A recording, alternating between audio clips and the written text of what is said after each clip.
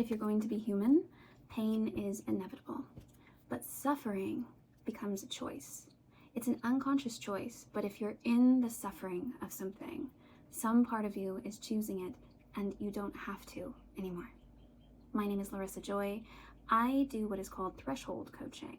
I coach women through the most challenging moments of their lives: breakup, divorce, career change, identity change, empty nest syndrome. Whenever there's these big moments where life changes, I'm there. I'm there for the drama. I'm there for the hardest part of life.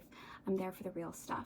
And today I want to focus on heartbreak and heartache and divorce and how we suffer unnecessarily, not even from the breakup itself, but from what it triggered in us from our past that we have the capacity to let go of, but we do need the tools, we do need the awareness, and we do need the guidance. If you are in a long state of grieving, if you feel like it's kind of gone on long enough, some things are feeling extra sticky, you're feeling like you're not moving in the direction you want to go, this is going to answer some questions for you. So why would we suffer longer than we need to? Well, there's no downplaying the pain. I don't know what you went through. He might have been a cheater, he might have been a liar, he might have betrayed you, he might have used you, abused you, he might have tried to minimize you, he might have been a good guy, he might have been too much of a good guy to where it actually made your life harder. And you know, the excessive good guy image actually is a way to manipulate, but we'll go into that another time. Or he might have been a wonderful person who you guys just outgrew each other, went in different directions, or just never were quite right match to do life together.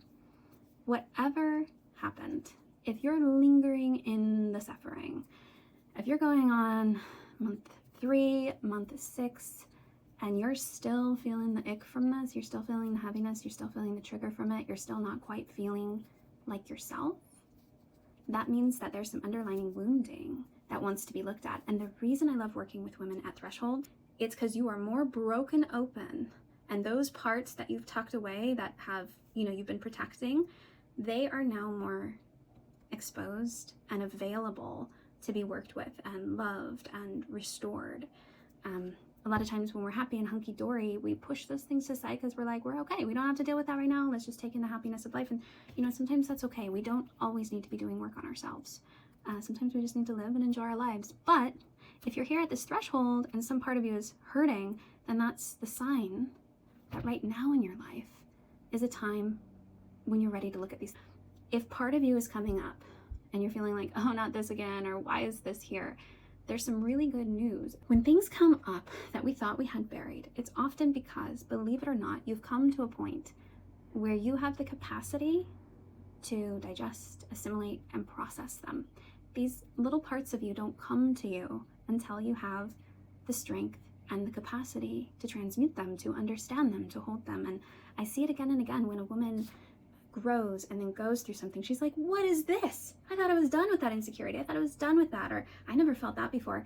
It was always in there, but the situation triggered it out, and it's staying present with you because it knows that you're the one who's capable of seeing it and loving it back to life, loving it back to truth. And loving it back to truth means no longer looking at it through a distorted, fearful, self-loathing lens. Say some part of you always got rejected or pushed away when you wanted love and hugs and attention, and that got triggered in your marriage, and now you're in a divorce or post-divorce, and that little part is coming up. It's not coming up because it's rearing its ugly head. It's coming up because it knows you're now the one that can hold it, like really hold it. And this is the beautiful part of taking responsibility for yourself, is that you will be amazed at what you can give yourself now. You couldn't give it to yourself when you were little, when you were a teenager, maybe even in your 20s, but 30s, 40s, 50s, 60s, 70s, 80s, you're able to give that part of you what it has been seeking in other people, and let it relax. Women are amazed again and again when we go through these processes and they fully give themselves what these little broken, hurt, angry parts need, and it's like, oh my gosh, I actually didn't have to wait for someone else, and I didn't have to feel bad that no one else was giving me that, or make that mean something. Oh, I'm not getting hugs or kisses because I don't matter, I'm not seen, I'm not worthy, I'm not pretty enough, I'm not this enough. So much fades away when we pause and realize who we've become and how capable we are now to give ourselves what we literally couldn't. See, the mind gets stuck in the past. Some of us around certain topics, we still think we're 3, 4, 5, 6, 7 years old. And the psyche goes, nope, she can't deal with that, she can't deal with that, she can't do that, she can't give herself that. But when we do this work, we get so present and we inform these parts that we're grown up now, that we can drive now, that we can buy ice cream now, that we can jump on the bed whenever we want now, that we are in control and we have sovereignty in our own lives now.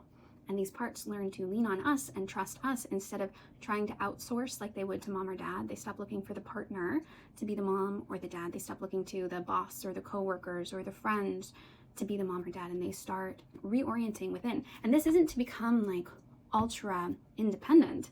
This is to give yourself what you are 100% now capable of giving yourself.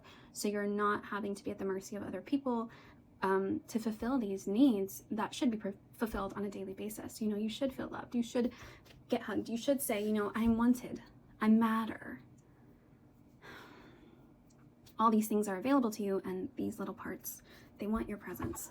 And so much of what healing from, you know, long-standing heartbreak is about is going in and getting under the surface and see what parts really need us, really need our full presence, because we now do have the capacity to give them that.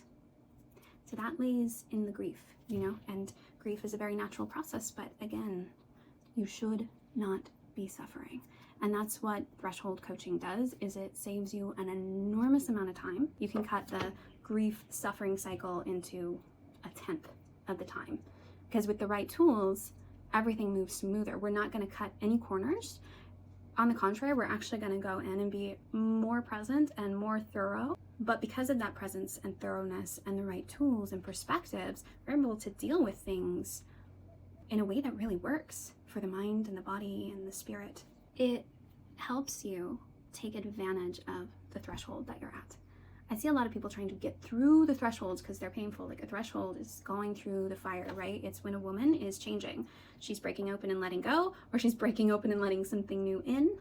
It's a very expansive experience if you allow yourself to drop in and expand with it and see what's coming to you, to be seen, heard, loved, processed, understood, and for you to get new perspective in that. Because a lot of times, believe it or not, even if you're the most successful CEO, bad bitch woman in the world, every one of us has a little child part that is running the show.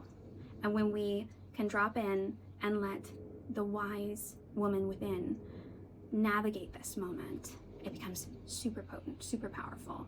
So these thresholds, man, there is a plethora of opportunity within them, truly, right? Wherever that pain is, wherever that ache is, there's big opportunity for consciousness and growth and change and healing. You know, it may have felt really good when you were in love, when you were happy, when things were going good, but this little part that's coming up right now was always in there.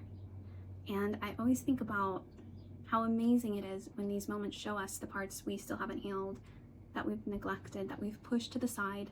And a lot of times it's because we weren't capable. We didn't have the capacity to sit with them and guide them. But if they're coming to us now, it's because we have the capacity. And with the right tools, this can be a breakthrough moment for you. This can be a changing moment for you. Not just a moment to get over him, get over the marriage, get over the past, but to become the woman that never chooses from that old space again.